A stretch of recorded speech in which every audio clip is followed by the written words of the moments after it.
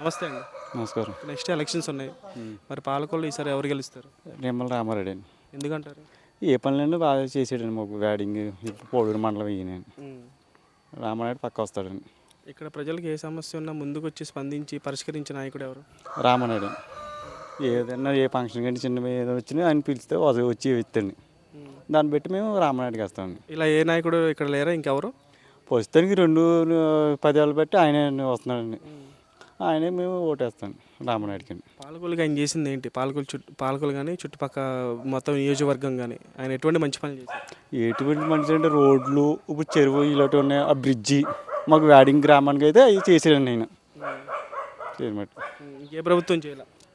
ప్రస్తుతానికి తెలుగుదేశం ప్రభుత్వంలో ఆయన చేసాడండి. పాలకొల్లులో పోటీ అనేది ఎలా చూస్తారు? పోటీ ఉందా? వైసీపీకి టీడీపీకి పోటీ ఎలా ఉంటుంది? ఇది వచ్చిన ఇప్పుడు జనసేన వచ్చిన పోటీ కన్నా ఆయన పోటీ